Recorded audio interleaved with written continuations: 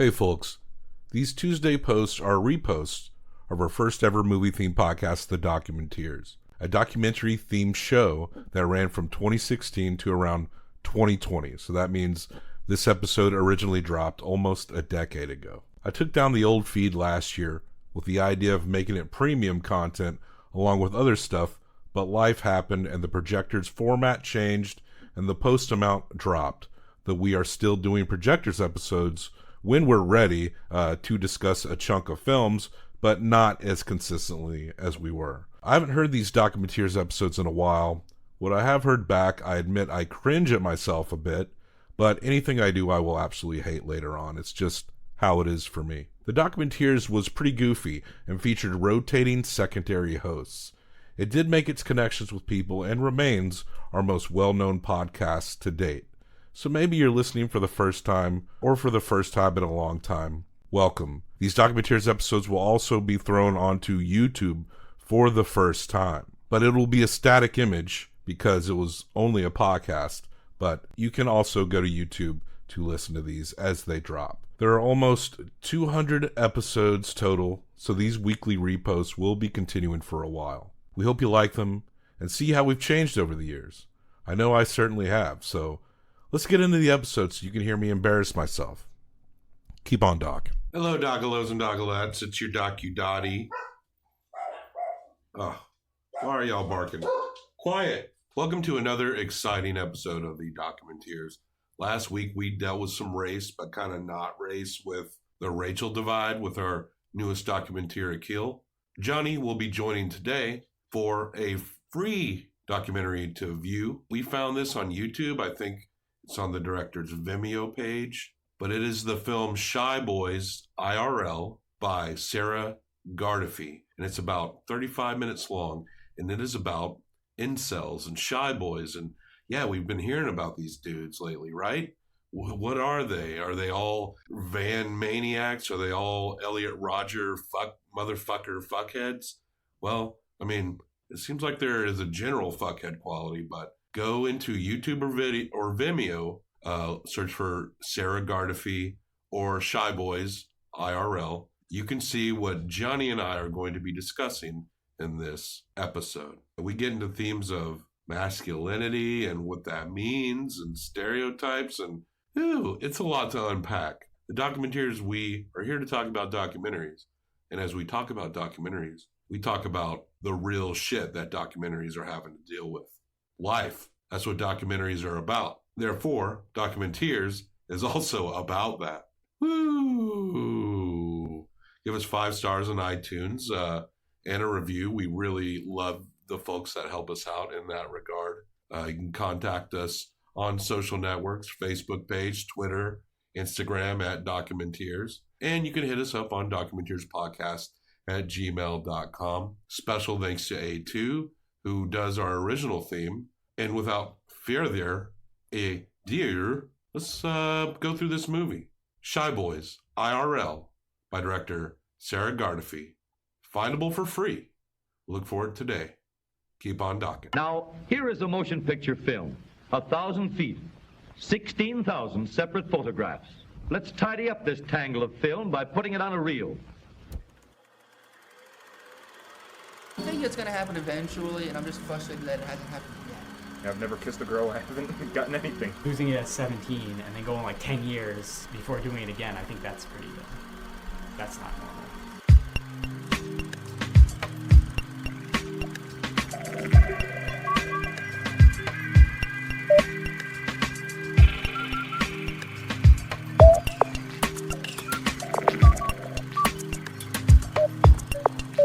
I know I already offered this, but do you want any old Takis? I'm good for now. Thank you. Okay. Thank you. Expired Takis are a sponsor of today's show. Now, Johnny, some serious shit has gone down in Toronto, where some psycho creep show, mowed people down on the streets. I guess he's driving a truck or a van, and he murdered some people, got out, kept pulling out a wallet, trying to get cops to shoot him. There's 2 shocking things in this story. One is that this guy murdered people. That is usually shocking. And the second being that police were involved and they showed restraint. But this guy obviously wanted to die. And the police were like, wait, this guy wants that? Let's not give him that. And they arrest this guy. And this guy was a part of something called Incel, which is a predominantly online community that seemed to come from, in various degrees. This guy represented the extreme nature of it. I mean, basically committed an act of terrorism. And some extreme examples I've seen of the incel community have been wanting to kill so-called chads, which they call like handsome bros. Incel means, of course, involuntarily celibate or involuntary celibates. Guys who want to meet women or get laid or whatever and just cannot pull it off. And to the best of my knowledge, he did not seem to have too much of a link with incel from what I understand. Really? Most of what I read was the biggest link he had, the biggest link they could find at least a few days after the attack whenever I read it, was that he posted on Facebook, quote, "The incel rebellion has already begun. We will overthrow all the Chads and Stacys. All hail the supreme gentleman, Elliot Rodger." Elliot Rodgers, the psycho who shot up a bunch of people because he was such a gentleman and he didn't understand why women didn't want to be with him. This guy had a fucking manifesto, a royal dirtbag piece of shit. He killed 6 people, according to the same BBC article, in a stabbing and shooting spree in Isla Vista, California. And he released this video about how, like, he's such a nice guy, women don't love him, the world owes him everything, I'm rich and dumb. Because of that guy and this douche nuts in Toronto, now everyone knows what incels are. I've only known what incels are for about a week. Same here. It's some I think I heard about it not too long before the Toronto incident. Word of advice, if you want to meet people, don't double down and call yourself an incel, you know. Self-fulfilling prophecy. There you go. You're self-fulfilling your own prophecies. Now the world wants to know more about incels. And who can blame them? I mean, this is a bizarre angle of an internet community. I'm trying to kind of connect. I've probably had in my younger days some frustrations trying to meet people. Fuck, I'm 33 and I still do. It wasn't totally dry, but there were, periods of time where it seemed almost impossible and it would get very frustrating.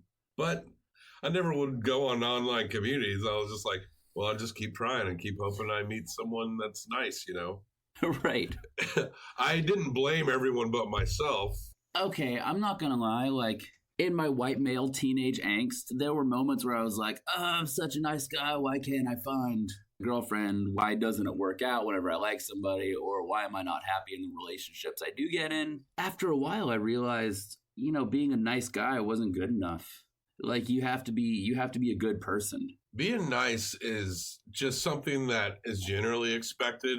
Not always required, because being nice is about what you're saying and what you're doing in a moment. You can be nice and not be sincere. Absolutely. It can just be like this knee-jerk reaction to something, this Southern upbringing that we're used to. I was about to say, take this from 2 Southern guys. Being nice is not the same thing as being good. Being hospitable is not the same thing as being welcoming or inclusive. Or a good person. Or a good person. It's almost just like a habit. Bless your heart means fuck you. We know that now. Kind of like the Southern way of calling somebody the R word. Being sincere is more important than just being nice. Being nice is not something that anyone deserves praise for. How many times have you'll hear like a criticism of a person, this person did this or that, and then someone will be like, but they're really nice. Well, you know what? Who gives a fuck? It's like saying, but he pays his light bill every month. It's like, so? You should be nice. It's good to be nice. But there are days where you're just not going to be. It's like saying somebody's handsome because they shower. Being nice is just like basic social hygiene. It doesn't mean anything about you as a person. But in our journeys and understanding the incel community, we have come across a documentary that you can watch for free on YouTube. On YouTube. That's a theme of yours and mine episode. Even if we can't maintain the religious theme every time, they're usually free. Our movies you can watch for nothing. If you have a Hulu or a Netflix streaming account, which, I mean, let's be real. Well, who doesn't borrow their friend's password every now and then? Of course. Well, you shuffle them around. One friend's got Netflix. The other friend has HBO Go. You swap. Yeah, you have Netflix. They have Hulu. Somebody else got Spotify. Somebody's got YouTube Red. We came across a documentary called Shy Boys IRL, which stands for in real life. We'll just call it Shy Boys. Directed by Sarah Gardefee. This is copyright 2011. I think it maybe came out a little after that, around 2013 is when I saw there was a lot of articles written about it during that time. There is actually a fairly recent interview with Sarah Gardefee on the podcast, Last Podcast on the Left. Oh, no way. They interview her, and she describes making this movie. And actually, a few people in this movie, fortunately, were actually helped by the experience of being filmed for this documentary. And this was apparently her senior project when she was in school, film school or something. So shout out to a podcast that's way more popular than ours. So make sure you check that out. And clearly ahead of the curve. Enough about a podcast that doesn't need our help. We're like a blip compared to those guys. Shy Boys. It is free to watch. 30 minutes long, a short one. Half hour. I watched it during breakfast. We start by seeing a nerdy kid. He's climbing off the side of a building. It looks like he's climbing off a building to his death. And that actually comes back around towards the end and what he says and stuff. And it kind of turns out to be a convenient metaphor for this self-cycle these guys are stuck in. I don't want to get into stereotypes of how losery these guys are, how pale and pasty they are, how socially awkward they are, how ugly they are, and how ugly they see themselves. I know that's a stereotype. I know that's something that is said about men's rights advocates. Yes. Or men's rights activists, rather. There's a lot of stereotypes going on about these guys, about how they're just basically losers. I wanted to get a chance to humanize them a little more, to find out what's going on in these dudes' lives, right? I don't want to be like, you're right and your behavior is totally acceptable, but we don't know how to fix it if we don't know what's wrong. The guys we meet in this documentary, they're not these, you don't get the vibe for a second that they're the type that are going to drive a van through a crowd of people. Maybe one of them, actually. And they each have a quality about them that you can identify their problem that's all very different. They present in a few different categories. One is love shy. The kid that looks like he's climbing off the building, I think his name is Mike. I call him Blonde. Michael. He's not really this everyone owes me things kind of kid. No, he's got acne. He's real pasty. He's got, maybe strawberry blonde hair. And he just, even, when the lady behind the camera is talking to him, I don't want to call her a girl. She's obviously a grown-ass woman making a documentary about people that... She's a sister doing it for herself. Damn straight. Fists in the air, ladies. Is that a song? Is that a Beyonce lyric? You never heard that Aretha Franklin, Annie Lennox? No. Doing the sisters are doing it for themselves? No. I'll just shoehorn a clip in right now.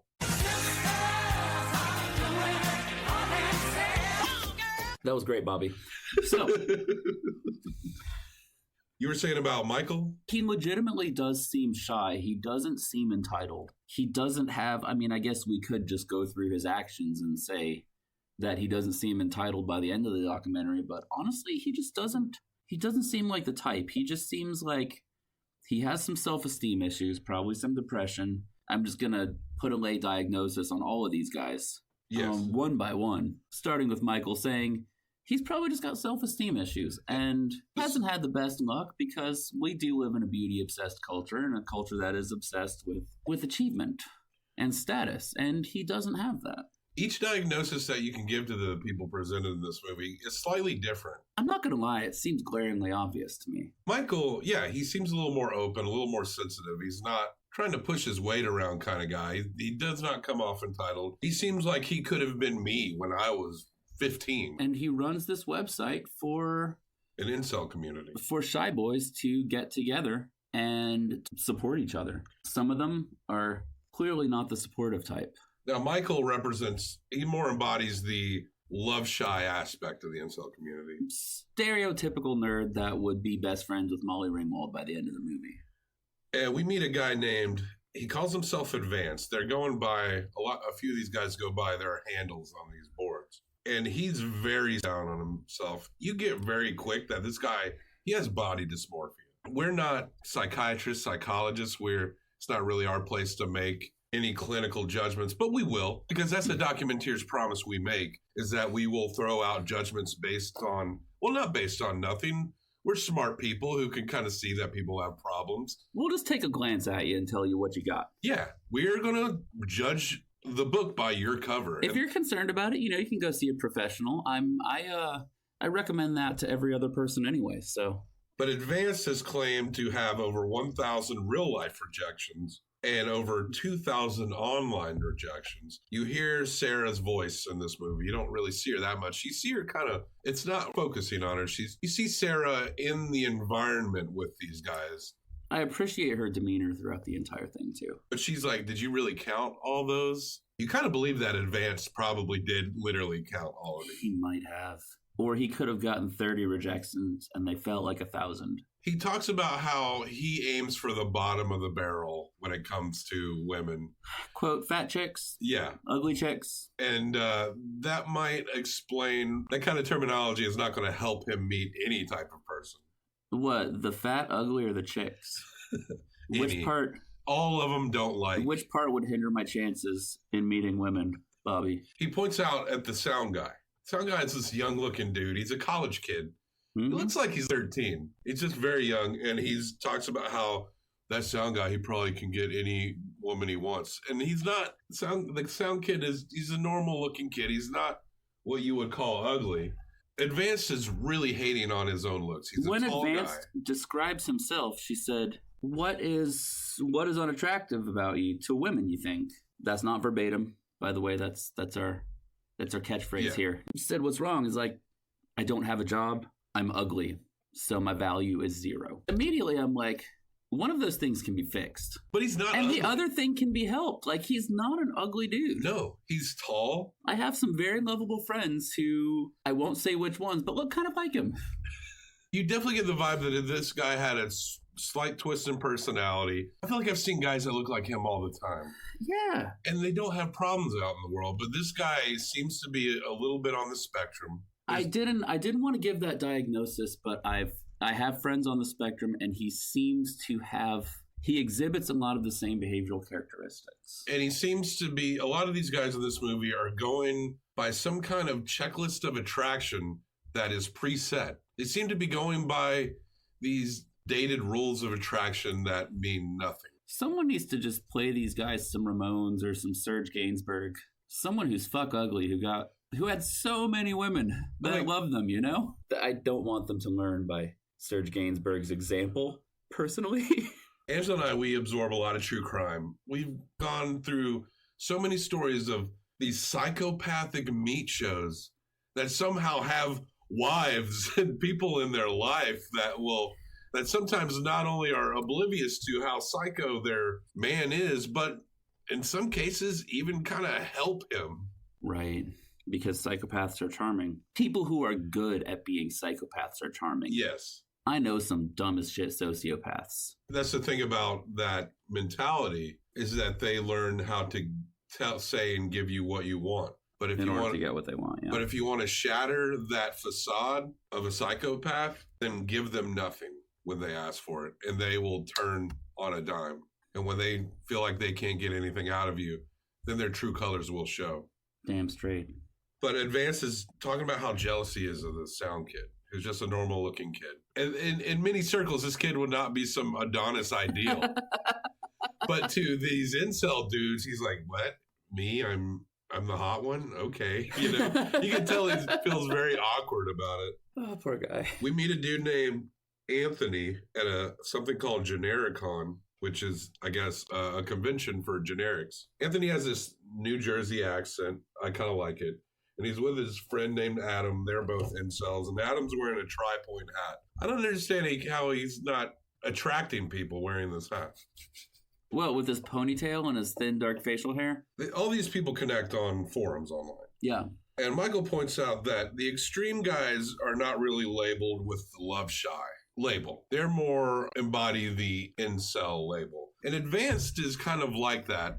He comes off more as the incel type because he acknowledges that he can't meet people, but he's also throwing out all these judgments and all these self-criticisms. He's a lot more bitter than the other dudes, too. They fully admit that they cannot connect with women for a myriad of reasons. And when you try to explain to them maybe what they're doing that seems to be not helpful, then they have some explanation about how they're wrong. Somehow they are experts in this society that they can't maneuver in. You're admitting that you can't pull this off.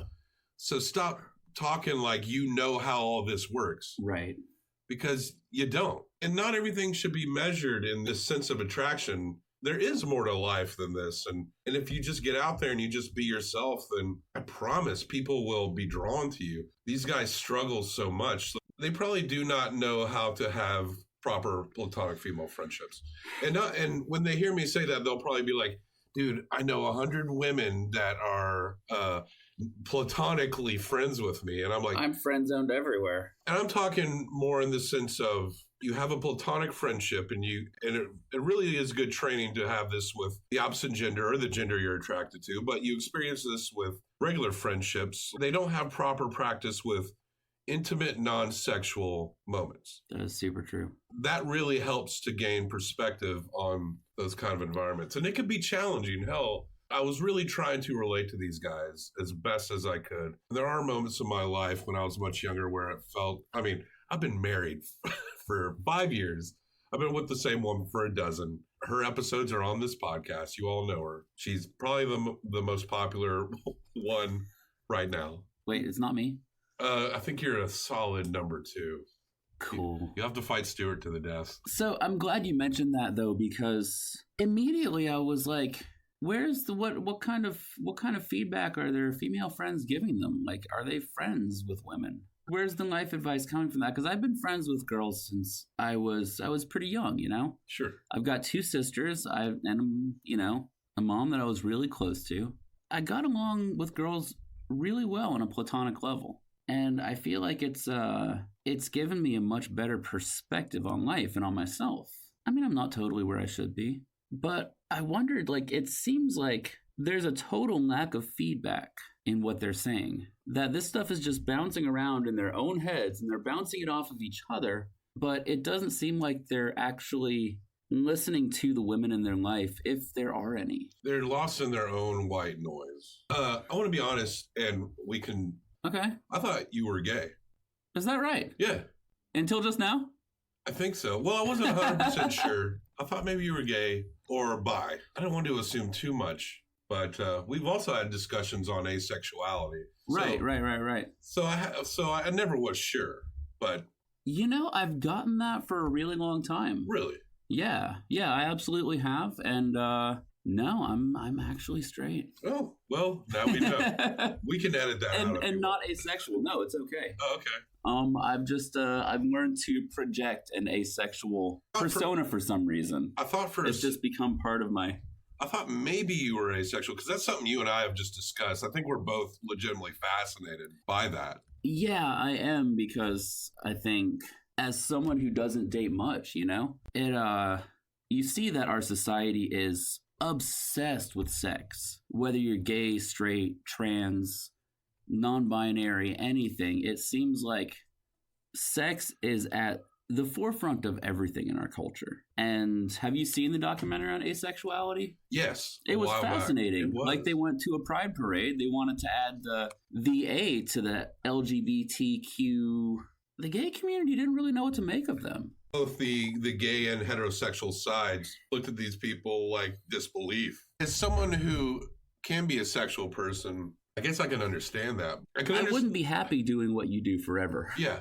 I understand the initial reaction to that. Yeah. But at the same time, is it that much of a stretch to think that someone just may not feel that in the same way that other people do? I mean, right. People come in all varieties, and I find it very fascinating. It's really strange. But bringing it back to these guys, it's interesting. First of all, like, it doesn't seem like, aside from maybe the 2 of them, the guy at Genericon and Michael, the guy who started Shy Boys or Shy Guys. Yeah, he runs I don't think he started, but he runs, at the point of this movie, he runs that. He runs the website, yeah.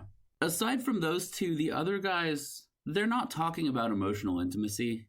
They're not talking about having a partner for life.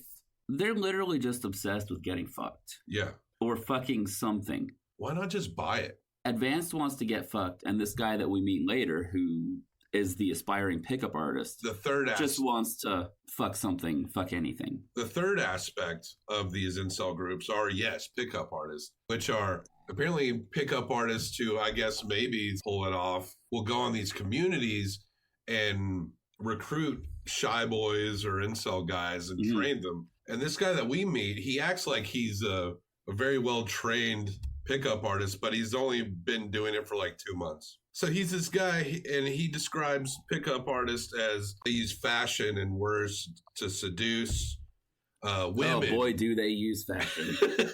Oh, Lord have mercy.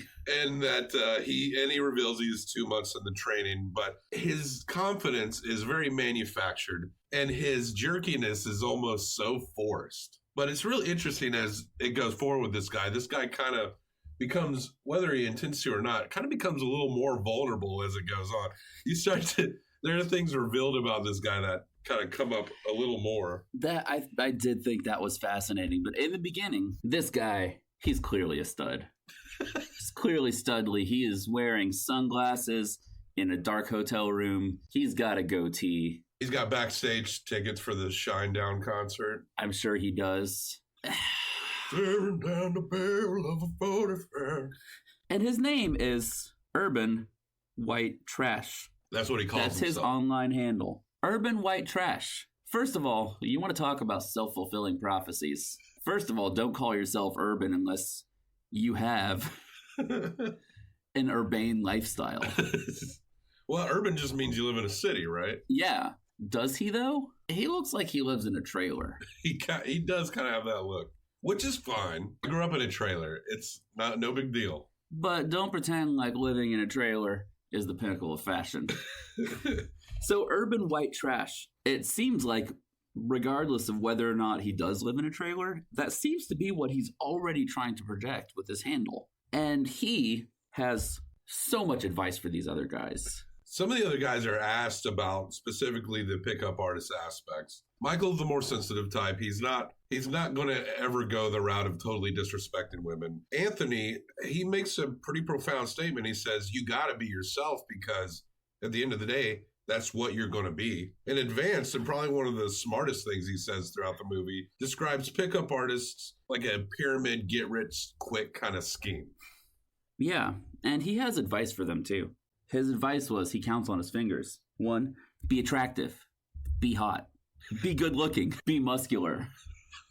His list of don'ts, not verbatim, don't be ugly, don't be unattractive, don't be average, don't be fat, don't be average, don't be omega, because apparently to him, omegas are genetic trash. Yeah, they're not alpha, they're not beta, they're at the very end of the Greek alphabet.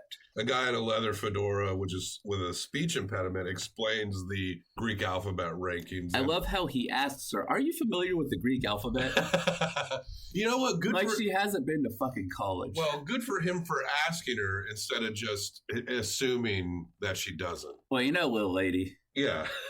Omega is the last letter in the Greek alphabet. It's better to ask than to assume that she doesn't. So. You got a point there. Yeah, He also did not seem like a not sweet guy. He just seemed like he had trouble with women. I'm going to be honest. Urban White Trash, he deprecates the dudes around him because that's what that pickup artist lifestyle has instructed him to do. But he also is trashing himself because he's not most of these things. Right. The attractive part is subjective, and I don't think that for the people that we focus on the most in this movie, by my own standards, which would mean nothing to them, I don't think any of these guys are necessarily just physically unattractive. Not really. They are not any more unattractive than a lot of my happily married or happily, what's the word for people who've just been happily living together for a long time? My happily cohabitating friends. Oh my God, there's I think it's the ringtone on his phone, or he keeps playing this song over and over again. I think I missed that. But he starts playing Inya, that one off the Pure Mood soundtrack.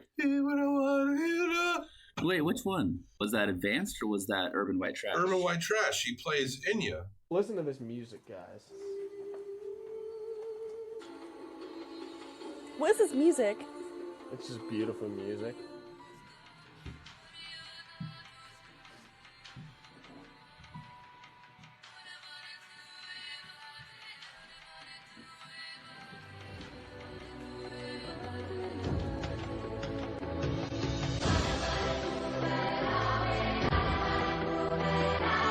And there's at least two other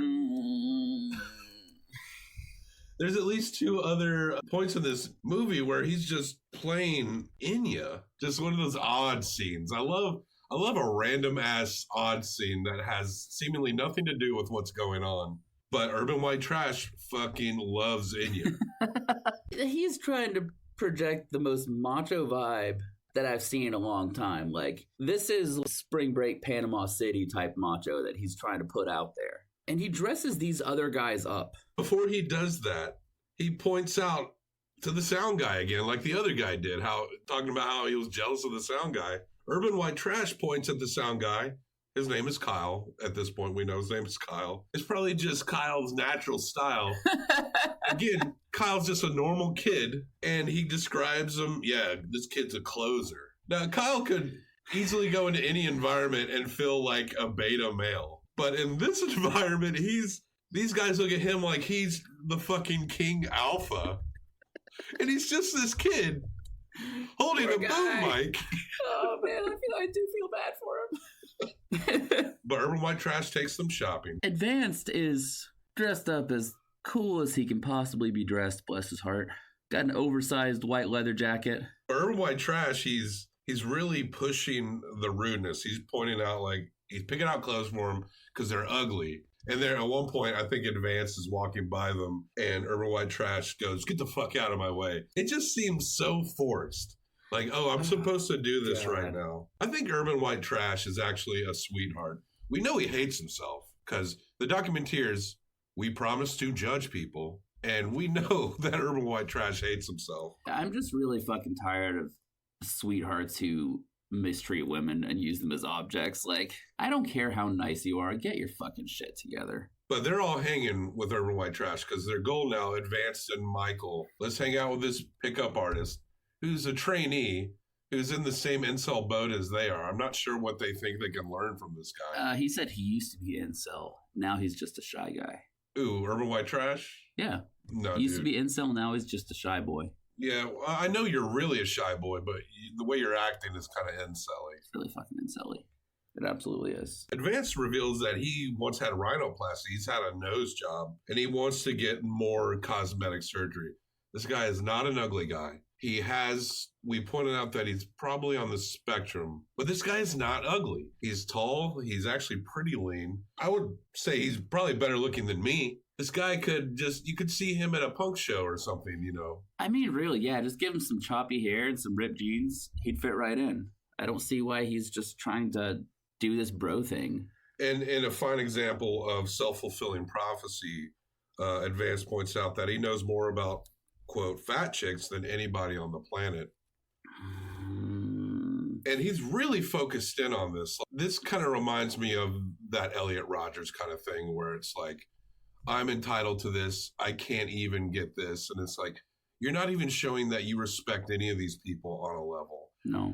And I don't know how capable you are of even showing that. If for some reason you can't kind of share those level of emotions, I feel legitimately bad for you. But if you can't experience that connective level of emotion in a way to just let things just kind of happen like that, these guys are going down a literal checklist of these expectations. They're flushing themselves down the damn toilet. This movie is a fine example how the unfair beauty standards that we thrust upon women, how they can negatively affect men as well. Especially if you buy into the whole thing that, like, men are attracted to looks, they're more visual. Women are attracted to confidence, they're attracted to success. That's why there's so many Trumps marrying Melanias. Your value comes from basically whether or not capitalism has rewarded you.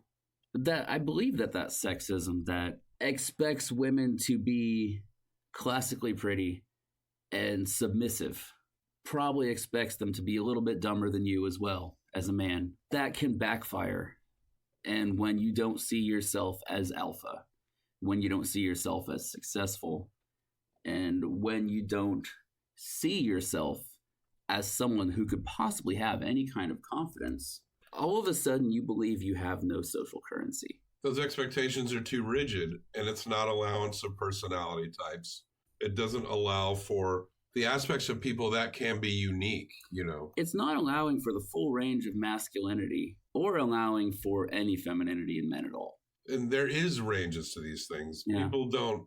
To my wife has pointed out that she has this type. She likes the look of a cowboy type, but when a cowboy type opens their mouth, they have to say the most liberal shit ever. That's kind of her ideal. And I think I'm the closest she can probably get to that. She points out that there's the masculine aspects of me that she does like. Yeah. And there is certain parts of me that do come off very masculine. These great dulcet tones, for example. Absolutely. But there are plenty of, like, I'm shitty with cars. It took me like 3 years to figure out how to kind of maintain my mower. There are just some generic things that are associated with men that I'm like, I don't fucking know. I mean, you're talking to a dude right now who's wearing like patterned skinny jeans. But neither of us are any less men. Fuck no. Men. Good masculinity. We need to not be ashamed of masculinity or femininity. In any of its forms. Allow it to be diverse. Except the toxic kind. Allow it to be diverse. It doesn't even have to stick to singular genders. It can be utilized by anyone who wants to wield it. Just don't be a dick about it. Urban white trash. Did you see when they were on the Shy Boys website? There was I don't want to call him a gentleman. There was a man. Okay. Who posted a thread that said, "My government still has not found me a girlfriend." I've seen a few screenshots of these kinds of guys floating around the internet, and they basically believe that in America, and I believe this guy is Croatian, he describes himself, as a fucked up kid from somewhere in Europe. He has clinical depression and identifies as a former incel, according to this Jezebel article. He denies being an MRA, but one of his posts is entitled, "Hello, Angry SJW Feminists." So one of the weirdest things about him is that it seems like he wants to socialize the dating scene.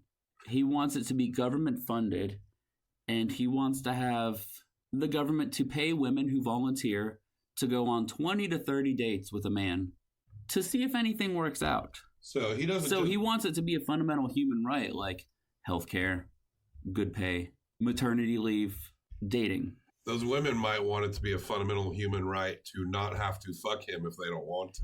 I know, right? To be fair, he did say that this was voluntary. Volunteer for the program. However, it seems like he's saying that he is entitled to sex workers.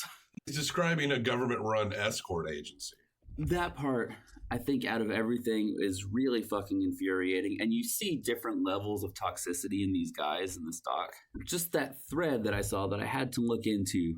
Urban White Trash points out that Kyle has a lot of feminist views. Kyle the sound guy. Kyle the sound guy, who's the alpha in this room. Probably the first time he's been an alpha ever, or been called one anyway.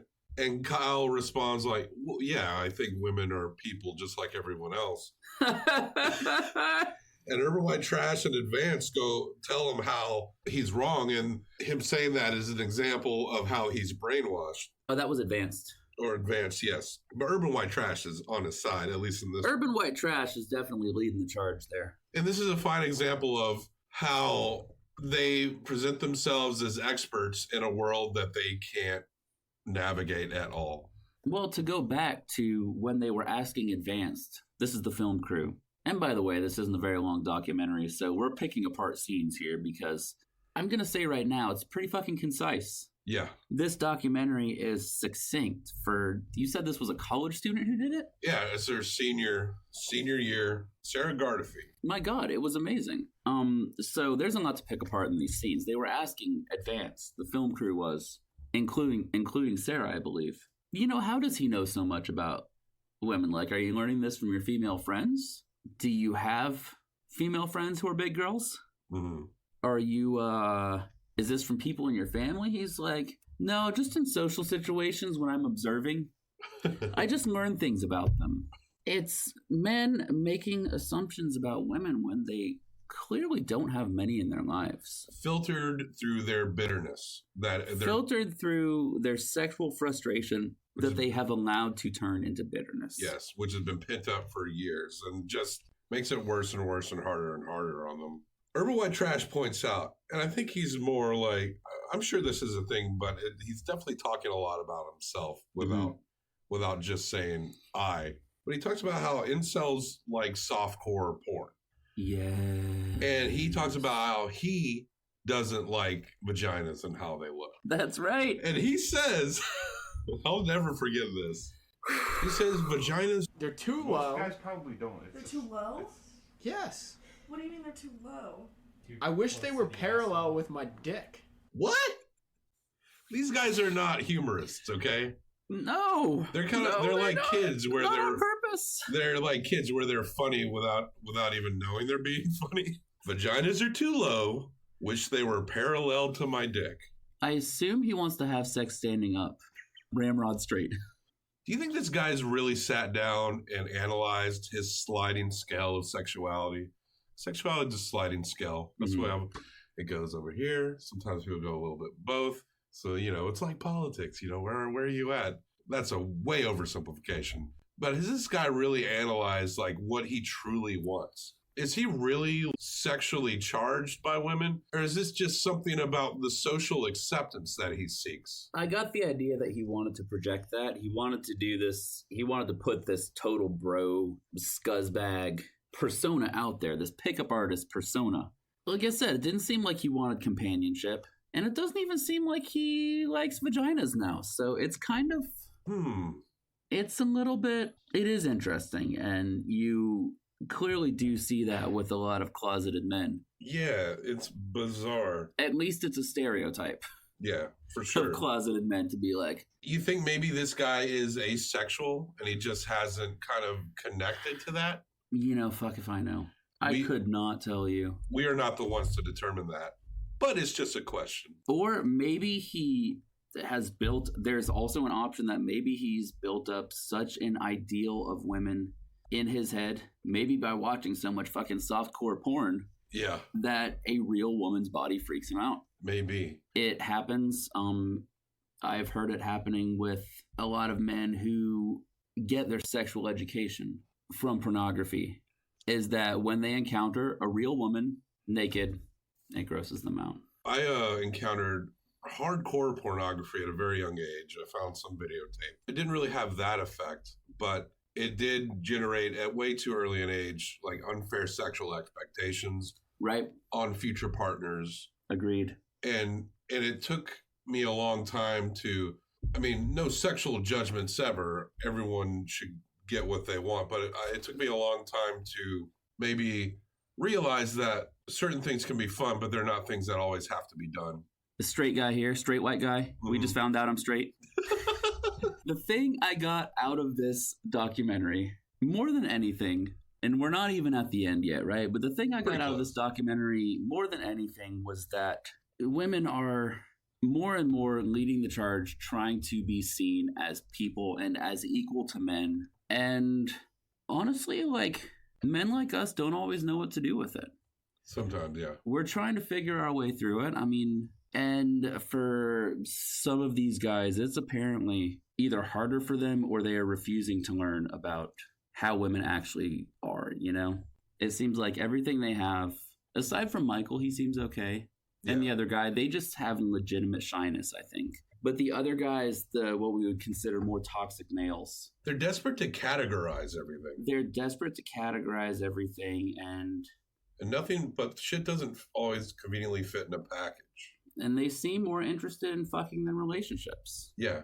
So just buy it. I guess that might negate their point scale, some made up fucking point scale. Or, get your government to pay some women to go on dates with you. Urban White Trash, he actually seems to be very open and honest about himself. When he actually started talking about his history of somehow striking out with women, his confidence drops. Mm-hmm. That confident facade, which was not convincing to begin with, I think totally drops. Being around the director seemed to kind of, by the end of the movie, do him a little good. You could tell these guys maybe don't have a lot of experience with platonic intimacy. And I think Sarah maybe gave him more of that in getting him to talk about himself. May have been his first real dose he's gotten of that in a long time. I assume that especially with Urban White Trash, if he met a woman on the street, he would not try to develop a friendship with her. He would try to pick her up. Yeah.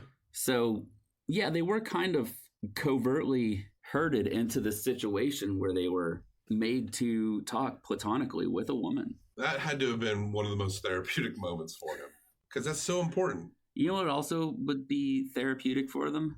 What? Therapy. I looked further into this incel thing, and one of them just said, the only thing I hear from these leftist morons is that I should get therapy. I'm going to be real for a second. I haven't been real this entire... Therapy's changed my fucking life, dude. I used to be very, very, very socially shy. And after years of therapy, I found out that I'm just introverted. I had a lot of issues with depression, social anxiety, all kinds of things from the past that I had to dredge up and fight and kill one by one, right? It takes years. It's not easy, and I couldn't just lay back on the couch and eat Cheetos and play World of Warcraft. You have to work at this shit. Don't get me wrong, I love laying on the couch and eating Cheetos. It's like one of my favorite things. But I think that's what all of these guys need. They have serious self-esteem issues. They clearly have a hard time connecting socially, which is something, as imperfectly as I do it sometimes, I had to relearn to do at a point. And I feel like that's something that they need. It seems to be the one thing they're refusing. It's like an alcoholic who tries everything except recovery. They need to take a hard look at their self-sabotage. Very interesting that you shared that. One thing that I've heard about you that people seem to really admire about you is how you have this ability to kind of be comfortable or be yourself in various gatherings, so long as nothing crazy is happening like violence or something, but that you can just kind of be in a moment and just kind of be there, and you're not overtly concerned most of the time about who or what is around you. You kind of seem to have a genuine curiosity to connect with wherever you're at. Well, I always had that, but that social persona is maybe only like 4 or 5 years old. I had to work at it. You have to build that kind of shit from scratch. Some people have to build that kind of shit from scratch. Some people come by it naturally. Before therapy, I was also intimidated by feminism. I believed in it, but like some of the things they said made me feel a little bit bad about myself. Sure. I might deal with a little of that myself. But usually, when I picked apart all these issues one by one, turns out I believed in the vast majority of them. Turns out I didn't hate feminism, I just had a self-esteem issue. It seems like with men who don't have it easy socially, sometimes that seems to be the first thing they blame. It's not right, but it does seem to be the natural progression. Urban White Trash, he says, I'm shy around people I'm trying to impress because to me it's just all a game. And then he quotes that song, Hallelujah. Maybe there's a God above, but all I ever learned from love was how to shoot at someone who outdrew you. I don't even know what that means. He's clearly quoting Jeff Buckley's version, which, by the way, I love Hallelujah. The song changed my life. It's fucking beautifully written. It is the pinnacle of songwriting to me, aside from many things that John Prine has done. It's a good song. I could go the rest of my life without hearing it again. Too many fucking people have covered it. I maybe listen to Jeff Buckley's version once a year and enjoy it. Right. Everyone else can shut the fuck up except for Leonard Cohen. Leonard Cohen, through the lens of Jeff Buckley at this point, is using the entire song to say that I was in a relationship. We had good times. Things went wrong. We did things we regretted. And so it's not a victory march. This is clearly over. It's not a victory march. It's a cold and it's a broken hallelujah. And shooting someone who outdrew you, I could be wrong. You can email this to us along with your Werner Herzog erotica. I could be wrong about this lyric, but he was talking about revenge, getting back at the person who hurt you, saying something mean to the person who said something mean to you. Does that make sense? Yeah. I Cheating on the person who cheated on you, shooting someone who outdrew you. You've been destroyed, and all you want to do is get back at them. Accidentally lucid there for a second.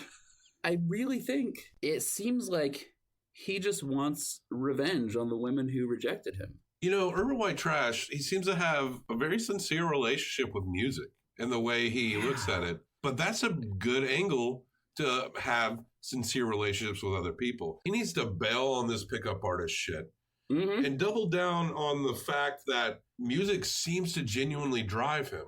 we're big music fans. Mm-hmm. It's kind of what has been the spark to our friendship is music. Agreed. And cults. Yeah, and cults and asexuals. Yeah, we talked about that a lot, didn't we? Yeah, we did. I can see how you got that. Okay, keep going.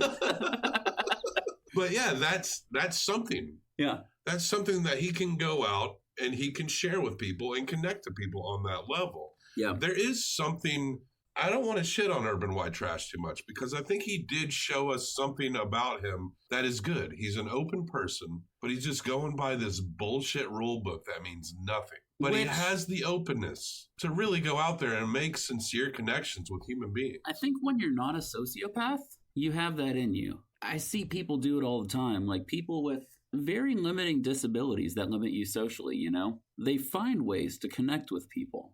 And my biggest worry with him, and the worst part about it, is if Urban White Trash keeps down this road, he could end up really hurting somebody. Yes. Like, this is how you get rapists. Yes. To be quite honest, this is how you get sexual assault. People putting forward that kind of persona and just looking to get something from women. Well, hopefully this experience. So he's got a good side, but damn, he needs to turn that around fucking immediately. Hopefully this experience in this film helped him a lot. And the director did seem to allude in a later interview that it might have, actually. So as much as we're turned off by these dudes' behavior, we really want them to evolve into proper people who aren't ashamed to get the help that they need. I'm turned off by two of these guys' behavior. The other two, like, they should probably get therapy too. Like, they should probably work on their self-esteem. They should make some friends who teach them about social skills, right? Because it seems like Michael, maybe not the dude with the tri-point hat as much, but who was the other guy at Genericon? Anthony. They seemed like legitimately sweet people. Yeah, like good who guys. were just very, very shy. I have friends like that. Yeah. So they don't seem that far off to me. They seem like I have friends like that they're super nerdy like that, and they still manage to find their way. I think most men, no matter how confident they seem, can see a little bit of themselves in these guys. If they're totally honest with themselves, everybody feels like that guy sometimes. Sure. Urban White Trash, though, can go fuck himself until he gets better. There's kind of an epilogue where we meet up with Michael, and he talks about how it gets overwhelming and he wants to quit. And to some degree, that happens to all of us when we're making or trying anything. Yeah. And it can take a lifetime to master that. Yeah. But he visits with a girlfriend that he had 10 years ago. So he actually has had some contact with his life. It's just been a decade long. And he's talking to this ex-girlfriend. He meets up with her, and she tells a story about how she kissed him and he got all awkward. Then he described his memory. It was like, awkward? We kissed for like 10 minutes. But it was interesting to see from the female's perspective how her confidence can kind of downplay a scenario. That's true. It just goes to show that women have these fucking issues too. Oh, absolutely. And is there female incels out there? You know, I didn't really do any research into that. There was that woman who stabbed Andy Warhol. Yeah. Who was in Society for Cutting Up Men. Yeah. SCUM for short. I don't know if she was driven by involuntary celibacy as much as just encountering a lot of sexism and being angry about it. I think she preferred women, as I understood, but it's been a while since I've kind of read her crazy stuff. Yeah. But Mike is vetting to this ex-girlfriend, and the ex-girlfriend says, it's pretty much the last thing that's spoken in this movie. Not verbatim, but the ex-girlfriend says, look, maybe you're not in some position that you think you should be in. Because Michael has a job. He seems to be doing well in terms of being able to maintain his life. He's just not getting the romance that he wants. And she says, maybe your life is not what you think it should be, but you need to realize that you have a good life. It seemed like she was saying two things at that moment. That one, try not to be so bitter about the hand that life has given you because you've got a lot more going for you than you think. And the other one is, maybe you're not as much of a loser as you think. Yeah. You've got a few things going for you. There's a lot of people in this society, in this world, that would look at him like just the fact that he's got his shit together in some way and that he's obviously a smart guy. He's really good with computers. And a lot of people look at this guy and see him as a guy who's got things figured out. That's true. Always greener on the other side, isn't it?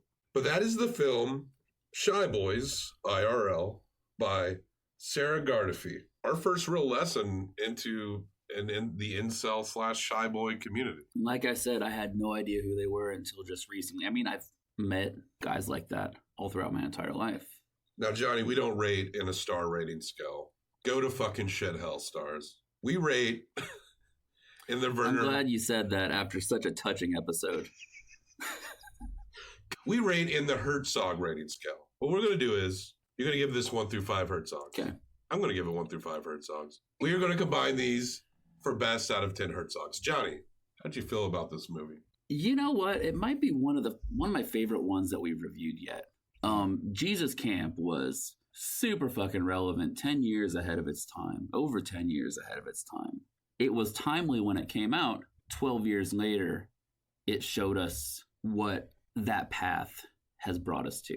It showed us the end result of that line of thinking and the actions that we were taking. And I think Shy Boys IRL is one of those. I mean, this was only 4 years ago, but I feel like it did the same thing. She saw something that was interesting and troublesome about male sexuality, especially straight male sexuality. And she took 30 minutes and made a very enlightening documentary and humanized them a lot more than I thought she would, and even made at least one of them drop the act for long enough to find out what was really going on. And, you know, after 2 related terrorist attacks from white males 4 years later, I think that short span of history has made her making that documentary worthwhile. Very relevant. Honestly, I would like to give it 4. I think it didn't seem like there was a wasted moment in that whole film. It wasn't the best lit, it was low budget, but damn, it was really good. Subject matter was timely, and her coverage of the subject matter covered all of the bases that I wanted to, including just showing for a second that one guy who thinks the government should pay for him to have a girlfriend. I believe this did come out around the same time as The Red Pill, and since I think The Red Pill is shite and very poorly made, I still haven't seen it, and I think it's fucking garbage. I think it's only a matter of time, but I'm not looking forward to it. Do it with Stuart, not me, okay? Stuart doesn't want to do it. Stuart doesn't want to do the movies we talk about. Did I say stars? I don't think so. Okay, good. Go to fucking shithell, stars.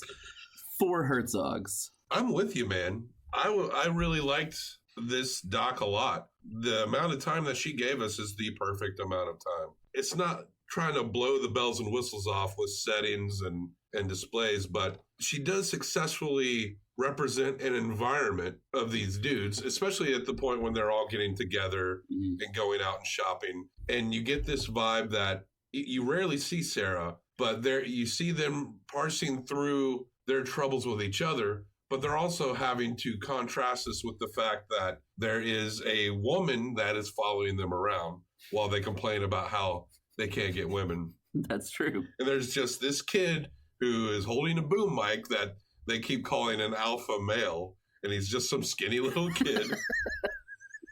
Poor Kyle. And even Kyle, if you're out there, Kyle should have his own Facebook fan page. We seem to think you're a solid dude. We like you, Kyle. This is coming from 2 people who are clearly also not alpha. And Sarah's not over injecting herself into this. She's in this just enough because you can feel her presence, because it means something to the subjects that she's shooting. She didn't inject herself into every scene like what's her name did in her trash documentary, The Red Pill. And whether she intended to do this or not, she really pulled off kind of a little bit of a therapy session with these people. They kind of were breaking down a little bit. I think Advanced is definitely in needing of some therapy, like many people in this movie. So much with the body dysmorphia and he's got some self-esteem and he's got some real profoundly intense self-esteem issues, and which is affecting the way he treats other people. Yes, and affecting the way he talks about other people. But Urban White Trash and Michael and many other people, everything seemed to be kind of a put on in some points, but by the end, things seemed very sincere. And you could tell that these guys are maybe, hopefully, kind of starting to turn around on the long journey of just being sincere and respectful people without having to put themselves down or put down someone else who chooses not to be with them. Or And- without taking these feelings that they're expressing and pointing the finger at women and saying, this is what you did to me. Now, the extremities of incels are what's in the news right now. Mhm. That's not really what this movie is. No. This movie was before a lot of that, and but it is a problem. It is a legitimate problem that we need to look at. But this movie is a great 101 into these communities and how they think. These are guys that they have issues and they need help. I'm against their approach. I'm against their bullshit online philosophy that they build up around each other in this internet circle jerk. Fuck most internet circle jerks, including the ones where you're saying things I might like. Slow your roll, internet circle jerks. And incels can really need to slow their fucking roll and maybe get away from their keyboard and go see a therapist. And I thought Sarah Gardefee did a great job. And if anyone wants to get an introduction into this community, go to YouTube. You can find Shy Boys. Came out, I believe, in 2013. Give this a watch. It's only like 30 minutes of your time. And it's actually really well done and really human, too. You're not watching some big production. You're watching... I think this doc is more human than anything we've reviewed in a while. I'm legitimately impressed with how much I did enjoy this. So I'm going to give this 4.25 Herzogs. Oh, shit. You gave it 4 Herzogs. I gave it 4.25 Herzogs. That brings it to a total of 8.25 out of 10 Herzogs. Check it out. And it's not going to take a lot of your time. Admittedly, its shortness might have been one of my favorite parts of it, too. She didn't leave you much room to get bored. So, folks, that's this movie, Shy Boys by Sarah Gardefee. You can watch it for free on YouTube right now. I think she has a Vimeo page. Look up Sarah Gardefee, Gardephe. She made a good film for something that is relevant right now. And, folks, nobody owes you anything. You got to work for it just like everyone else. And if you never get it, well, move on. However, if you do work, your employer owes you a decent wage. And if they don't give you a decent wage, you need to seize the means of production. Okay. Well, otherwise, nobody owes you anything. I was kind of talking about the rules of attraction. Nope, socially, nobody owes you anything. But yes, that's also important what you just said. If you're getting your money shafted, is that the right word? Shafted? Let's get the fuck out of here. Keep on docking.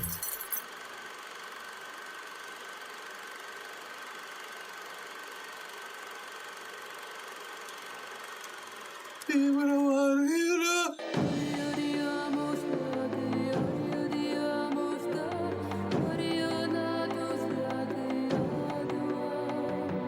Staring down the barrel of a 45.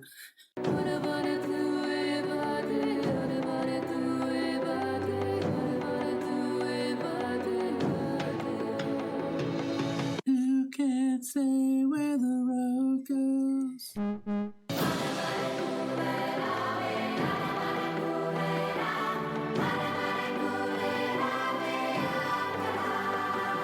Actually, I would. Also, you have a booger hanging out of your nose. Oh, shit. Yeah, outside. There you go. Cool. So gross.